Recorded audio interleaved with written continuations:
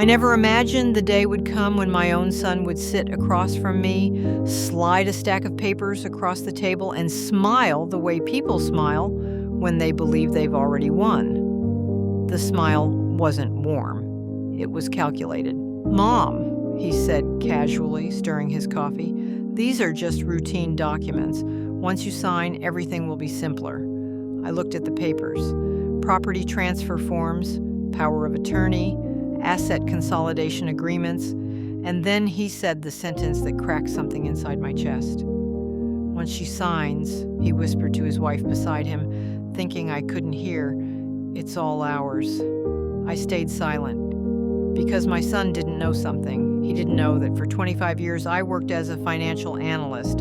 I raised my son alone. His father passed away when he was 7. 2 jobs, night shifts, missed birthdays, secondhand clothes so he could have new shoes. Every decision I made was about protecting him. Even when I started earning well, I stayed quiet about my career. I didn't want him to feel small. I didn't want money to change the way he looked at me. So I told him I worked in finance. Nothing more. And maybe that was my mistake. When he married, things changed. Visits became rare, calls shorter, conversations colder. Then one afternoon he called and said, "Mom, come over. We need to talk about your future." Your future. Those words sounded caring. But something in his tone felt rehearsed. When I arrived, his wife had already prepared tea. The documents were already printed. That's when I knew. This wasn't concern. It was a plan. "Mom," my son said, "you're getting older. Managing property, savings, it's stressful." His wife nodded quickly. "We just want to help you." I flipped through the pages slowly. They had done their homework, but not enough. They assumed I was just an aging mother with savings she didn't fully understand. They assumed wrong. Inside, my heart was breaking.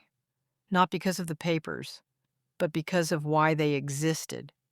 I remembered teaching him math at the kitchen table, holding his hand on the first day of school, telling him, "No matter what happens, I'm always on your side." And now here he was trying to quietly move my life into his name. I looked up and asked gently, "Do you trust me?" He hesitated just for a second. That second told me everything. "I need time to read these," I said. My son smiled tightly. "Of course, Mom. Take your time." But his wife's eyes said something else. Don't take too long." That night, I went home and cried like I hadn't cried in years. Not because I was weak, but because the child I protected from the world had decided I was something to be managed or claimed. The next morning, I made copies of the documents. I analyzed every clause, every loophole, every hidden consequence, and then I did something harder than signing any paper. I decided to tell the truth. A week later, I invited them to my house, the same house I bought with my own money. The same house I paid off early through smart investments. They arrived confident. "Did you sign?" my son asked. I smiled. "I brought something better." I placed my resume on the table. 25 years financial risk management, asset protection, fraud prevention. My son blinked. His wife went silent.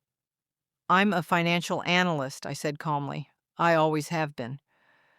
The room felt suddenly very small. "You were testing me," my son whispered. "No," I replied, "you were testing me."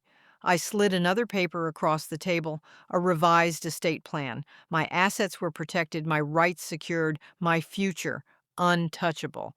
"If I ever need help," I said softly, "I will ask. But my trust is not something you take." My son's shoulders dropped. For the first time, he looked like a child again. "I didn't think you'd notice," he admitted. That hurt more than anything else. "I noticed," I said. "I always notice. That's what mothers do." They left quietly. No argument, no anger, just the sound of consequences settling in.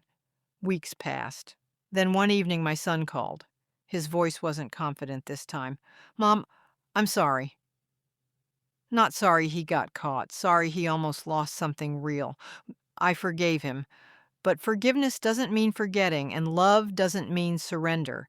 because sometimes the strongest lesson a parent can teach is that respect is not inherited, it's earned.